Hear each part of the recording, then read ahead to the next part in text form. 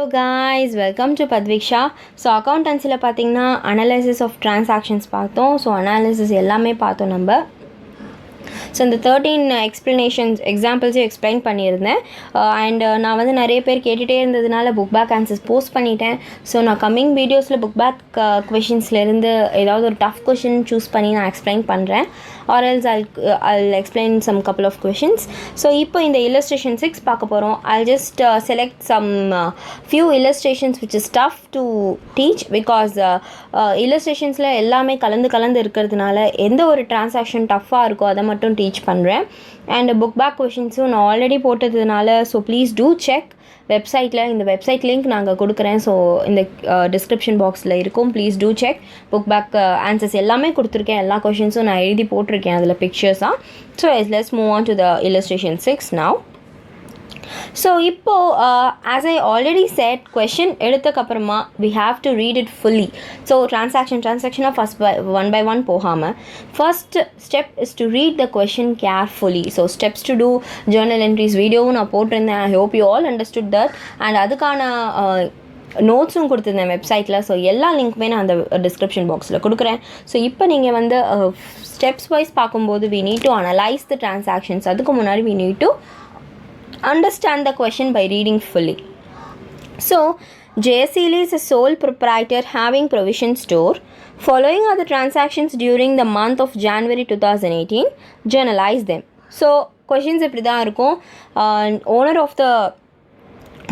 Of the business கொடுத்துருவாங்க name. So அவங்களோட புக்ஸில் தான் நம்ம வந்து ஜேர்னல் என்ட்ரிஸ் போடணும். அண்ட் டேட் கொடுத்துருவாங்க, ஜேர்னலைஸ் பண்ண சொல்லுவாங்க. So let's start.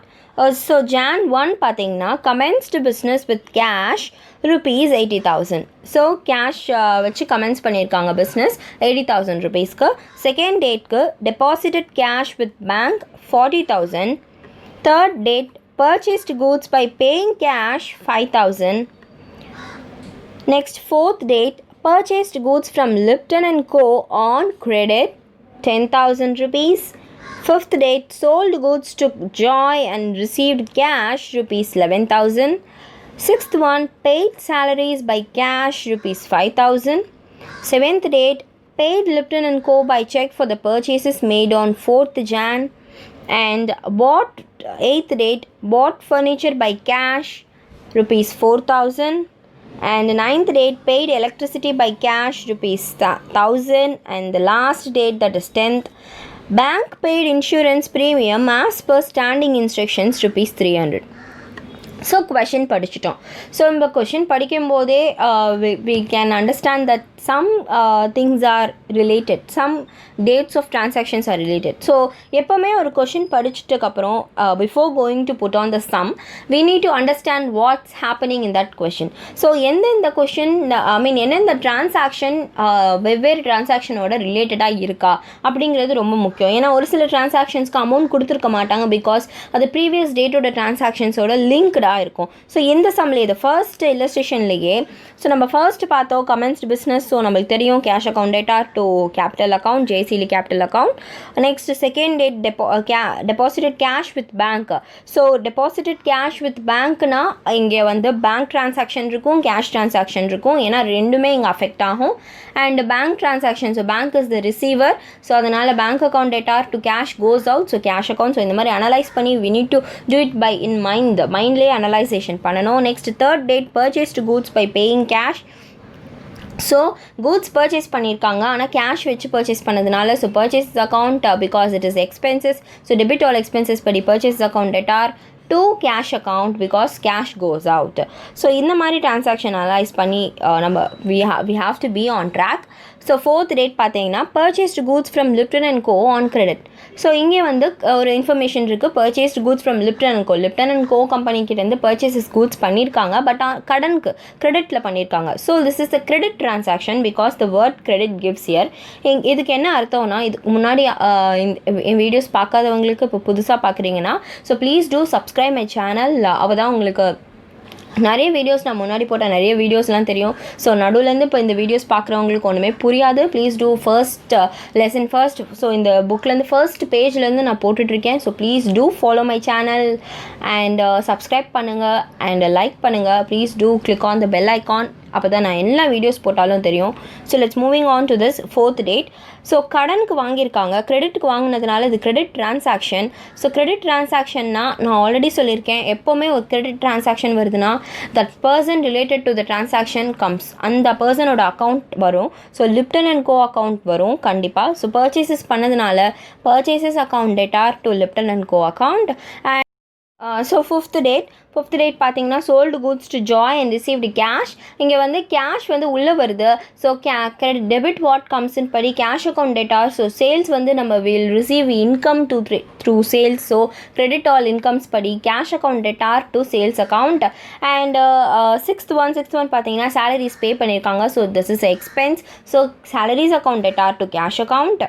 And seventh one, so seventh date படிச்சிங்கன்னா இங்கே வந்து there is no amount given here, amount கொடுக்கல. அப்போ என்ன அர்த்தம்னா this is related to some past ட்ரான்சாக்ஷனோட ரிலேட் ஆகிருக்குன்னு அர்த்தம். ஸோ படிக்கிறேன்.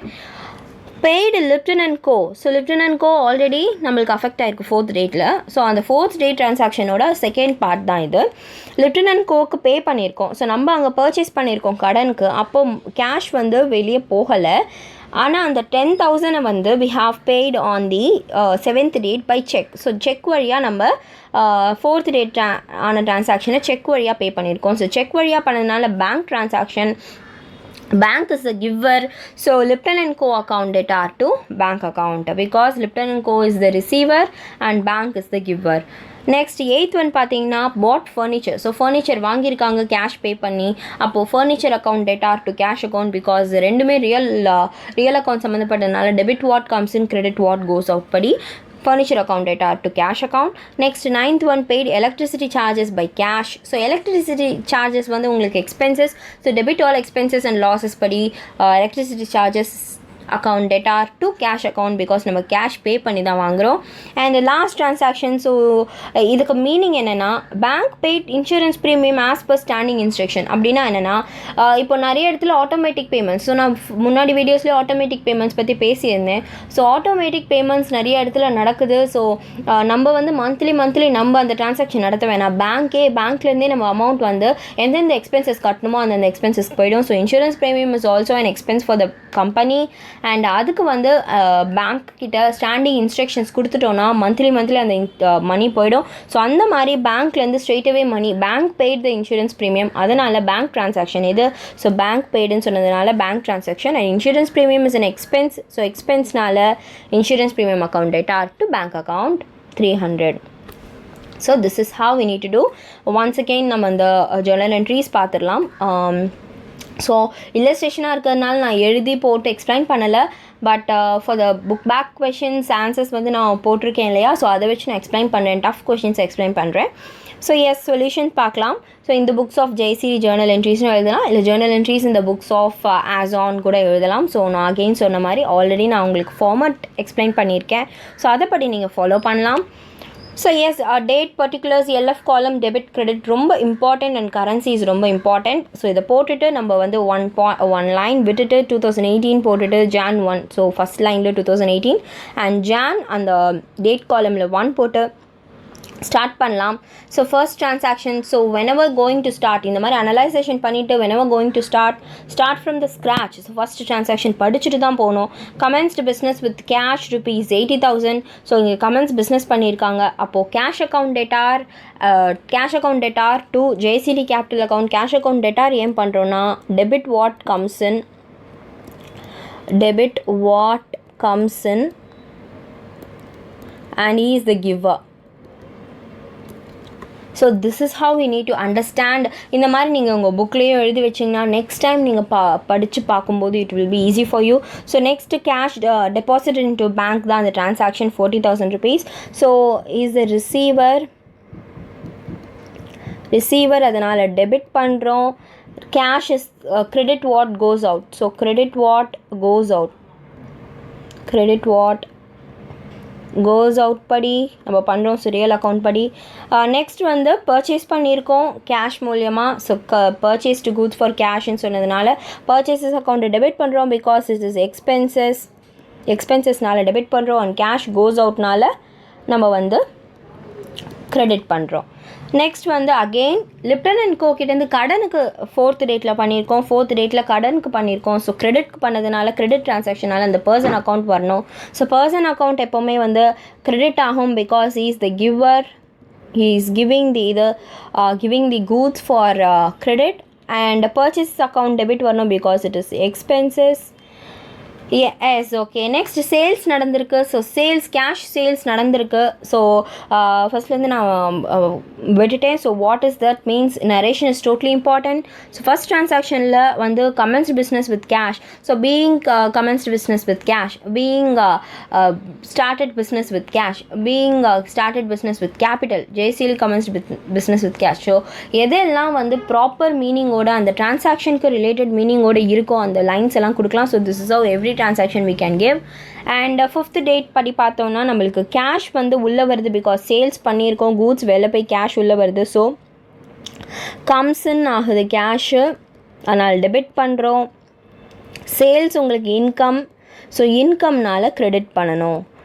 So salaries again salaries is expense, அதனால் நம்ம டெபிட் பண்ணுறோம். கேஷ் வந்து கோஸ் அவுட், ஸோ அதனால் நம்ம வந்து க்ரெடிட் பண்ணுறோம். அகெயின் லிப்டன் அண்ட் கோ அண்ட் நம்ம வந்து 4th date transaction தான் 7th date transaction is related. So this too is related. So படிக்கும்போதே இது ரிலேட்டடாக இல்லையா, அடுத்த ட்ரான்சாக்ஷன் பாஸ்ட் ட்ரான்சாக்ஷன் முன்னாடி ட்ரான்சாக்ஷனுக்கு ரிலேட்டடாக இருக்கா இல்லையாங்கிறது பார்க்குறது ரொம்ப இம்பார்ட்டண்ட். ஸோ 7th dateல் நம்மளுக்கு அங்கே இந்த கொஷினில் பார்த்தாலே தெரியும், இங்கே வந்து நம்மளுக்கு they haven't given any amount here. So அப்போ நம்ம கன்ஃபியூஸ் ஆகாமல் அமௌண்ட் போடாமல் வந்துடக்கூடாது. படித்து பார்த்துட்டு இங்கேயே கொஷனில் வந்து ஃபஸ்ட் இல்லஸ்ட்ரேஷன்றதுனால இங்கே they have given that purchases made on 4th Jan. ஒரு சில இடத்துல that is not even given. So அந்த கொஷின் டேட் வைஸ் கொடுத்துருக்காங்கன்னா ஜேர்னலைஸ் தெம் கொடுத்துருக்காங்க, ஒரு ஓனர் நேம் கொடுத்துருக்காங்கன்னா ப்ராப்பராக அந்த முன்னாடி டிரான்சாக்ஷனோட ரிலேட் ஆகியிருக்காங்கிறத நம்ம தான் படித்து தெரிஞ்சுக்கணும். ஸோ அந்த பர்சனோட ரிலேட்டட் டிரான்சாக்ஷன் நேம் அந்த கூட்ஸ் சம்மந்தப்பட்டதுக்கு நடந்ததுன்னா so we have to relate and we have to write. So 7th date படி நம்ம லிப்டன் அண்ட் கோக்கு பேங்க் வழியாக செக் பே பண்ணியிருக்கோம். So Lipton and co account debtor ஆகும் because is the receiver and this is the giver. So bank is the giver, அதனால் credit பண்ணுறோம். Next furniture வந்து கேஷ்க்கு வாங்கியிருக்கோம் 4,000க்கு. So furniture account debtor, that is debit what comes in. So comes in படி we have to debit it, and cash வெளியே போகுது so goes out படி we have to credit it. and electricity charges pay பண்ணியிருக்காங்க 1000 rupeesக்கு, that is an expense, அதனால் நம்ம debit பண்ணுறோம். and cash வழியாக cash கொடுத்து எலக்ட்ரிசிட்டி சார்ஜஸ் பண்ணதுனால கேஷ் வந்து goes out, அதனால் நம்ம வந்து க்ரெடிட் பண்ணுறோம். So this is how we need to understand what is happening. And படிக்கும்போது இந்த ஸ்டெப் யூஸ் பண்ணி நம்ம சொல்லி பார்க்கும்போது, ஸோ நான் நீங்கள் பார்த்துருப்பீங்க, நான் கொஷின் படிக்கும்போதே have just started reading with the golden rules. So golden rules சொல்லி தான் நான் வந்து everything have started to read. So question ஃபுல்லாக படிச்சுட்டு நெக்ஸ்ட் அனலைசேஷன் பார்ட் போயிட்டு ஜஸ்ட் நல்லா ப்ராக்டிஸ் பண்ணியிருக்கிறவங்களுக்கு அது பார்க்காமலே they can write it down. But ப்ராக்டிஸில் இருக்கிறவங்களுக்கு சொல்லி பார்த்துட்டு ஆர்எல்ஸ் எழுதும்போதே, ஸோ ப்ராக்டிஸ் பண்ண போகிறேன்னா எழுதும்போதே அந்த அனலைசேஷன் ஆஃப் ட்ரான்சாக்ஷன்ஸில் பார்த்து அந்த ப்ரொசீஜர்ஸ் ஃபாலோ பண்ணாலே it will B so easy. And இந்த மாதிரி ஒரு கொஷினுக்கு கப்புள் ஆஃப் 10 minutes கூட ஆகக்கூடாது. So 10 minutes too high for this. Just ஒரு 5 to 6 minutesக்குள்ளே முடிக்கணும். பட் ரொம்ப நல்லா ப்ராக்டிஸ் பண்ணியிருக்காங்க. 12th standard போயிட்டிங்கன்னா 5 minutes கூட it is very too big for this. So you can do it easily. When it goes beyond this, so 30 days transaction கொடுத்துருக்காங்கன்னா it will take up to 15 minutes because in case any adjustments இருக்கலாம் and கொஞ்சம் thinking capacity வரணும் அதுக்கு. But இந்த மாதிரி ஒரு 10 days transactions, ஒரு 10 transactions எல்லாம் it will be easy to do it when in practice. and last transaction பார்த்தீங்கன்னா பேங்க் வந்து இன்சூரன்ஸ் ப்ரீமியம் பே பண்ணியிருக்காங்க ஸ்டாண்டர்ட் இன்ஸ்ட்ரக்ஷன்ஸ் படி. ஸோ பேங்க் பே பண்ணதுனால that is a bank transaction and bank is the giver, அதனால் பேங்க்கை நம்ம credit பண்ணுறோம், கிவர்னால பேங்க்கை க்ரெடிட் பண்ணுறோம். அண்ட் நம்மளுக்கு insurance premium is an expense, அதனால் நம்ம டெபிட் பண்ணுறோம். So this is how we need to understand the illustration 6.